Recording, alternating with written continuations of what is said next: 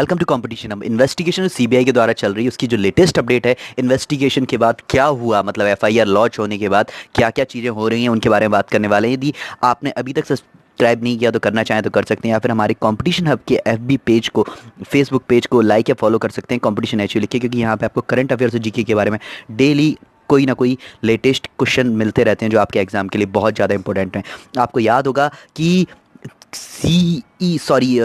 Chairman साहब जो staff selection commission के हैं, उन्होंने अपने आप में एक बहुत बड़ा बयान दिया था कि एग्ज़ाम में कोई धांधली नहीं हुई है। इस टाइप के बयान वो प्रिंट मीडिया, इलेक्ट्रॉनिक मीडिया दोनों में दे चुके थे। और अब चीज़ें क्या सामने आ रही है, एफआईआर होने के बाद तुरंत तत्काल प्रभाव से इन्वेस्टिगेशन की पहली सीढ़ी पे, पहली स्टेप पे जिनके खिलाफ इन्वेस्टिगेशन हुई थी उनसे आर्ग्यू किया, इंटेरोगेशन की गई है। ये अपने आप में बहुत बड़ी बात है। ये बात 25 मई 2018 की है और डिस्क्रिप्शन में लिंक डली हुई है टाइम्स ऑफ इंडिया न्यूज़पेपर और द हिंदू की, जिसमें किस चीज़ पे इंटेरोगेशन की जा रही है मैं आपको बता देता हूँ खुलकर सारी की सारी बातें। इंटेरोगेशन इस वाली बात पे हो रही है कि जो वेंडर हैं, सेंट्रल ब्यूरो इन्वेस्टिगेशन जो वेंडर है सिफी, उसके सीईओ सीए राव से इन्वेस्टिगेशन हो रही है इस चीज़ के लिए कि आप किस तरीके से एग्ज़ाम कंडक्ट होने से पहले आप एग्ज़ाम अपलोड कर सकते हैं, पेपर अपलोड कर सकते हैं, आपको जवाब देना है। अब ये जवाब किस तरीके से देंगे, इसका जवाब भी मैं आपको बहुत जल्दी दूंगा। ये सब चीज़ें आपके सामने बहुत ज़्यादा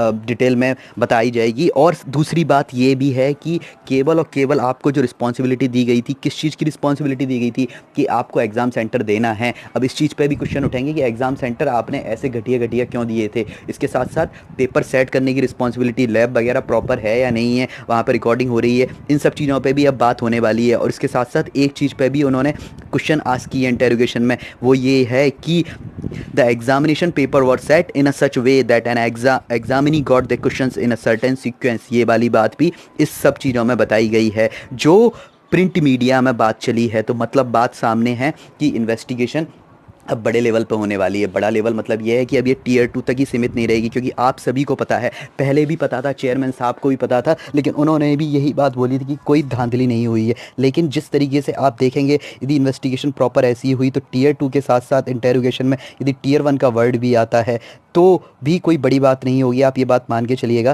क्योंकि सभी जानते हैं कि जो करप्शन है, जो स्कैम नाम की चीज़ है, वो बड़े लेवल पे है, अदरवाइज़ ऐसी कोई भी चीज़ नहीं होती। अब बात ये है, ये सब आप लोगों की मेहनत है। जो लोग अपने घर से दूर लोधी रोड पर 10-12 दिन, 17 दिन तक बैठे रहे थे, इसके साथ साथ उन लोगों की भी जिन्होंने सोशल मीडिया पर भरपूर सपोर्ट दिया था, उन लोगों की मेहनत के बाद अब ये बात जो बिल्कुल, चाहे मीडिया के सामने हो चाहे किसी के सामने हो, कि कोई भी कहे ये वाली बात कि एग्ज़ाम में कोई धांधली नाम की कोई चीज़ नहीं हुई है, ये बिल्कुल गलत है। इस टाइप पे अब उनकी अकाउंटेबिलिटी पे भी क्वेश्चन उठने लगे हैं। और सबसे बड़ी बात ये है कि जिस तरीके से इन्वेस्टिगेशन अभी हो रही है, यदि पिछली ईयर्स के एग्ज़ाम पे भी हो जाए, भगवान ने चाहा ऐसा, तो बहुत बड़ा अपने आप में एक हिंदुस्तान के अंदर एक ये जो स्कैम है उजागर हो सकता है। Thank you so much for giving you a valuable time.